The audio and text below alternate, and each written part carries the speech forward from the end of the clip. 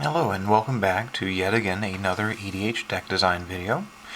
Today I'm going to be trying to post all 4 decks I'm getting ready to take apart. I've been offline recently for a while and I've still been making decks, I just haven't been recording what I've been doing here. So these 4 decks, while I have them, let's go ahead and share them. I currently have 2 Akroma Angel Fury decks. One is I'm definitely keeping, but this is the temporary deck I was doing an experiment with. This one is actually a mono red devotion deck. After the new commander decks, the M14 ones were spoiled, I was happy with a lot of stuff they gave, but I was kind of irked that the mono red deck basically emphasized that mono red cannot function without artifact support. Like not just do well, but literally function without artifact support. So what I wanted to do was make a deck that did not rely on artifacts. And to do that, I wanted to also do something really different, something that had probably not been done very well before. And that was essentially making an aura deck, like an enchantment deck, which typically enchantments on creatures like auras are considered just really low quality, too easy to be 2 for 1, and especially in red, there's just not a whole bunch of really powerful ones that would make you want to instantly play that. So this was a challenge. This entire deck was essentially an experiment to see how well it could do. And it did really well, actually. Like, in my different play groups, of course, the hyper-competitive ones, those full of like spikes and control players, it's not going to fare too well. But against average groups and whatnot, it actually held its own. It actually did phenomenal. Let's go on to the deck. So, if you won't see my other video, if you don't know what Akroma is, this is the shifted version of the white Akroma Angel of Wrath, where it's still 8 mana, 5, red, for a 6/6. The clever thing here is that I love her because she cannot be countered, and it's really hard to tuck her, because blue spells, she's got pro blue and white, which are the predominant colors for tucking things. So unless you have a Terminus or a Chaos Orb or something like that, where it's a global effect, she just cannot get tucked very easily. But she also has Flying and Trample, and she also has Fire Breathing. She also has a Morph effect, which does function in EDH, so I could morph her as my general for 6 mana. It's not super ideal, though, because she does come in as a 2/2. Well, I mean, I can morph her for super cheap, but then pay 6 to morph her. But she's susceptible as a 2/2, and people see her coming from the command zone, so it's not sneaky. If she were to die, I could still recast her for 2 more, so that would be 5 to cast in. It's not really that efficient of an idea. But anyways, a Flying Trample, Fire Breathing Beat Stick that's got a lot of protection and whatnot is fantastic. Ideally, in an enchantment deck, she's probably too slow for what the deck needs to do, but I wanted a Fire Breathing General that had high devotion cost, so she's kind of the one I just picked here. Let's go ahead and get on to the creatures.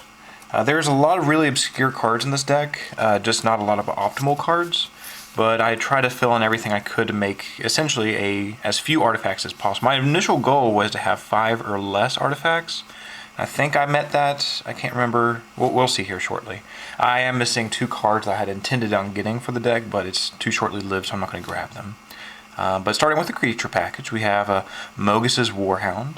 I did try to put all the good bestow creatures in here. There's a lot of enchantments in red that are essentially around 3 mana. They give a +2/+2 and some kind of effect. This one's not a good effect, it just forces an attack, but it's a filler, and the bestow creatures are nice to fall into play after a board wipe. Likewise, we have the Everflame Eidolon. I can't pronounce any of these. Same 3 mana bestow, +1/+1, and fire breathing. There's lots of fire breathing in the deck. He's not the most optimal one, but again, the bestow creatures, I like them because they can fall in after a wipe. Then we have lots of earlier game guys. I used to run these in almost all my mono red decks. This guy's new. But ever since this guy got printed, I used to put him in a lot of them because the early aggressive creature with a possible sack to get rid of a soul ring is always fantastic in EDH. And this is literally the exact same creature. Viashino Heretic is always, I just like him. If any creatures, if I'm going to put a creature package, like combat or not, I'm going to want to have him in there. Same thing with Magus. Flaring Flamekin is actually one of the all-stars of the deck. Again, this is just an exotic card, not super good past like Cube. But you have 3/4/2/2. But if he is enchanted, he gets +2/+2 trample and fire breathing. So he could potentially be like a 4/4 trample fire breathing with some other mode on him. You wouldn't think this would be a very strong card, but in this particular deck where I'm running about 15 to 18 auras, he actually ends up being a very, very like one of the better creatures to actually pull here. Because trample in red is actually really hard to snag. For example, the other one here, Archetype of Aggression, is in the deck simply because he grants trample. The enchantment part is nice because I can recur him with something you'll see shortly. But again, the trample is something this deck desperately needs, because the deck is absolutely full of double strikers. I try to get all the efficient double strikers in here. Let me change that light real quick. There we go. And you get another one of these just absolute best cards in the deck to pull would be the Prophetic Flamespeaker, because he has the double strike and the trample, and he has the potential for card advantage. So getting any kind of boost on him, like fire breathing for example, is fantastic. I don't like pumping the fire breathing. It's more of a Jedi mind trick game to make them want to block to remove something, because I'd rather save the mana for his benefit. But again, this is another one of the all-stars. This and the Flaring Flamekin are probably the two best creatures in the deck. But going on, again, we have High Devotion from the 2 red, and also a double strike creature, literally a common that made the cut because he has double strike and 2 devotion here. And then going on more double strikes, we have another 3 mana, 1/1 double strike that tends to get bigger. Then we have another double striker that has Undying. Then we have another double striker. This one has built-on fire breathing. Char-Rumbler is pretty nifty for what he does. The problem is that you have to invest at least 2 red to get his power over -1. So an mana investment may not be the best thing. He's usually not that good until you actually get some kind of +2/+2 boost on him to start with. Forgeborn was kind of a gimmicky idea. There are approximately 25 enchantments total, including creatures. So the idea of casting some of them, especially the one that lets me... There's a few enchantments I can bounce back to my hand, where I can slowly ping things. It was a nifty idea, but she's just not that quick. This would have probably been a Thran Golem, which is a 5 mana costing artifact creature. There's a 3/3 that if he's enchanted, he gets like trample and flying and +2/+2 and first strike and stuff. That would have been just another shoe-in if I had actually gone around to picking one up. Again, high devotion deck. There's so few artifacts and lots of creatures that Fanatic of Mogis actually made the cut. Really good burn all, and a lot of people forget that in EDH or any multiplayer, he hits all opponents. This is our last bestow guy. He's a little overcosted because 7 mana is really high up there, but again, a +3/+3 boost and the potential block effect is actually really helpful. Then we have one of our last few double strikers, the Dragon Style Twins. It's cute. I want to like this card so much, especially in equipment, because I mean, if you get prowess triggers and if you enchant it, or if you cast an equipment and equip it to him, but 5 mana is kind of slow for what he does there. Tahngarth, of course, any kind of combat deck, I just love him in there. And then I have my favorite duo, the Thundermaw and the Stormbreath, because the flying is fantastic. And I'm still running the Inferno Titan. Again, the fire breathing is fantastic here. And the last one is the Furnace Dragon. This was kind of the in the beginning when I first had the idea, and I just had such a kind of a spite that development was pushing artifact support on mono red so hard, I decided I wanted to main deck this guy no matter what. And it's just so amusing. It's basically an overcosted 5/5 dragon that when he enters the battlefield, he exiles all artifacts in play. Of course, whenever it lands, it's great. He's just so slow in this deck, though. Now let's go on to the bread and butter part, the actual auras. There's lots of auras in mono red that are just rubbish. Most of the ones that people consider good are the fire breathing effects. The tricky part is like our general and some of the creatures. A lot of creatures already have fire breathing, so I didn't want to overload and put every single fire breathing enchantment in the deck. Some of them, although, are just a fantastic shoe-in. Crown of Flames is the strictly better one than the original fire breathing one, which I can actually bounce it back to my hand. With that Eidolon whatever Forgeborn thing, that means I can effectively pay 2 mana to shoot something for 1, or a creature or player at sorcery speed. Not super efficient, but I mean it's a tech, I guess. This one's a lot better. The Fiery Mantle is it's the same set that Rancor came from originally, and it has the same effect where if it were put into a graveyard from play, I get it back. So again, it's just a 2 mana fire breathing effect it's hard to get rid of. Jit2 fire breathing is probably my favorite one because I can flash it out. So in multiplayer, this is really fun politically. Again, 2 mana to get something fire breathing, but since I control it, the enchantment that is, I can give someone else's creature fire breathing. Like mid-combat, after blockers are declared, I can flash this out. Then afterward, I can bounce back to my hand.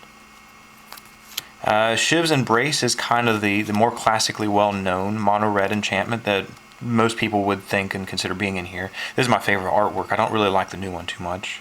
But 4 mana for something fire breathing is not that great, but the flying and the +2/+2 is pretty nice. The most powerful enchantments in this deck are the Claws of Valakut and the Granite Grip. Both of these are very similar where they're 3 mana, although Claws has another devotion there.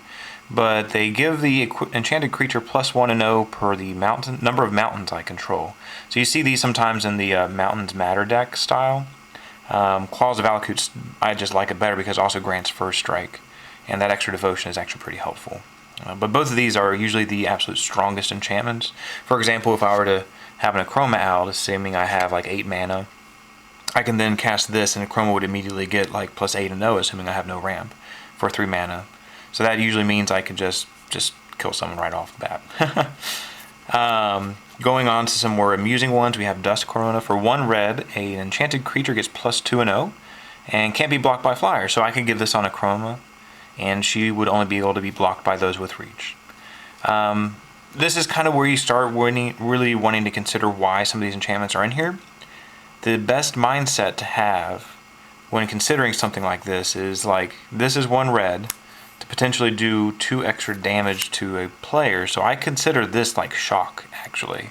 Because I'm more than aware that I'm going to get 2 for 1 and lose my enchantments. But if I'm thinking, and if I'm playing it correctly to where I can guarantee that creature's going to get 2 damage off, then this is literally just a shock to the player. Thunderous Might is another one of those really great new ones that came out. It's situational depending on the creature. But if, for example, I put this on Akroma and she attacks, she gets +4/+0 into end of turn. Or more depending on what else I have out. So this is really good on high devotion creatures. Madcap Skills is fantastic. Again, it's another block tech one. Volcanic Strength is amusing because I am running the Magus and Blood Moon, so I can make a creature unblockable. But a 2 for 2/2 is kind of average there. Undying Rage is another interesting one. We're getting to those range where it's like 3 mana for a +2/+2 and some kind of effect. Undying Rage literally is enchanted creature gets +2/+2 and can't block. It also has that recurring ability like the Rancor effect, where if an enchanted creature dies or if this goes into the graveyard, I get it back. So again, I could put this on my creature, or if I need to get through, I can enchant an opponent's creature and declare.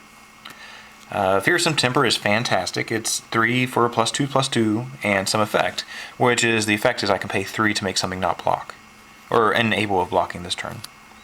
Vow of Lightning made the cut again for more political shenanigans. 3 mana for +2/+2 and first strike, and the enchanted creature can't attack me, so I can put this on opponents. And now we're getting on to the more interesting techie ones that don't give too much of a boost. Destructive Urge is fantastic on a double striker if I can actually get through. The problem is, of course, getting through, but it's a 3 mana enchantment where the enchanted creature, if it successfully deals damage to a player, like combat damage, that player has to sack a land. So on a double striker early game, this can actually force a win because it makes their lands impossible to stay out. Bestial Fury is one of the main enchantments that I'm using that actually grants trample. There's a few of them that are like 1 mana that grant trample and haste, or trample and some other effects. But this one grants trample. I draw a card coming up after this enchantment comes into play. But if the creature gets blocked, if the creature gets blocked, it gets +4/+0 in trample. So it's essentially it replaces itself and it helps me get through. Latoya's Orders is a flash enchantment where if the enchanted creature deals damage to an opponent, they sack an artifact, or I destroy a target artifact. And the last one is not actually for my creatures, it's for the opponents. It's just like that Undying Rage, except it's 1 mana cheaper and does not have the +2/+2. It just says enchanted creature can't block. And it has the Rancor effect, so I can get it back. The Rancor effect is actually my favorite part of running these enchantments, because in mono red, there's not a lot of recursion. And it's just kind of hard to build up a lot of draw spells when I'm trying to be so aggressive with the creatures. But those are the ores, so let's finish the enchantments. As I said, I have the Blood Moon. Gratuitous Violence is fantastic here for the high devotion, 3 red, and it's a double damage effect that only affects me. And we're actually getting to this small amount of artifacts that did make the cut. Hammer of Purphoros is there just for the haste and the 2 red. Well, he's not really an artifact. Then we have my normal ramp as a Wayfarer's Bauble and a Soul Ring. An Expedition map is here actually to get me Nykthos, which is the primary land I want to get at all times before even like Valakut. And the last one is Crystal Chimes. It's literally a 3 mana artifact, 3 tap, sack it, and I return all enchantments from my graveyard to my hand. And there are 25 enchantments in the deck, so that's a pretty good recursion spell right there. But then of course we have Cough. And now that we're done with the permanents, other than lands, let's go to the spell complement. Normally, I have a pretty specific set of burn spells I like to use in targeted 1v1. My Jessica deck has these back in them. If you saw that video, it was tweaked a little bit, but these are the spells I like running because they're a little overcosted, but they exile the creature if the creature were to die. So all 3 of these are the same thing. Carbonize is a little bit better. They are 3 mana, does 3 damage to target creature or player, and if the creature dies, it exiles. Carbonizing has also an effect, it can't be regenerated. Then we have some X spells that do the exact same thing. They exile a creature if the creature were to die. Act of Aggression and Word of Sizing are my faves for taking something at instant speed. Grab the Reins does the same thing, but lets me fling it. And I am playing mono red, high devotion, with not a lot of non-basics, so I'm running Ruination. Savage Beating is usually a game-ending card, and Vandal Blast and Into the Core for artifact removal. And I'm running only these 2 wheels. I'm actually taking Wheel of Fates out of most of my decks. In most of my groups, it's usually average how it pans out, but in 2 specific players I keep playing against, they're just really good at combo and control, so usually it just ends up being balanced or ventured back to my hand after the last counter comes off. And I didn't normally like Wheel of Fate, I just used to run all 3 in like a Latoya deck where I needed card draw. In this deck, it may be helpful, but at the same time I have so much I'd rather be casting on turn 2. And finally, we're on to the lands. Pretty similar setup to what you usually see in my mono red decks. Inkmoth. This was actually a placeholder for the new M14 Commander fetch one that gets you 2 basics into play. But we have a Temple for some Accelerant, Valakut and Terrain Generator, and the most important land is the Nykthos. Because this is a high devotion deck, this itself can usually generate more than enough mana to get my General out as early as turn like 5. And the rest of them I'm running my spiffy little Urza lands there. Again, there were some cards I did want to get. Like there's that one Flamekin that I could pay 2 to give a target creature trample. And if I do that 3 times, I get 8 mana back, which is really good with Fire Breathing. And I kind of did want to get the Thran Golem, although he is an artifact, which is counteractive to why I built this deck. But that's actually the devotion deck here. It played out really interesting. A lot of people did not expect anything that was in this deck, which made it actually do really well and spontaneously well. But it is an enchantment or a deck, and that big fall apart there is literally if I lose the creature, I lose the enchantments on the creature. And that just makes it too easy to get 2 for 1. In this color, it's too hard to sustain not being 2 for 1. There's too few creatures that greatly benefit having enchantment put on it in mono red that I can work with. There's that big trend of cards like enchantments like Dragon Mantle that just draws you a card after it comes into play. That's nifty, but I mean it's not really having an impact on what I'm currently doing on the board itself. But yeah, it was an interesting experiment. I definitely suggest it's being mono red. If you don't have a lot of experience with mono red, you might not understand why something like this was why I got the urge to play this.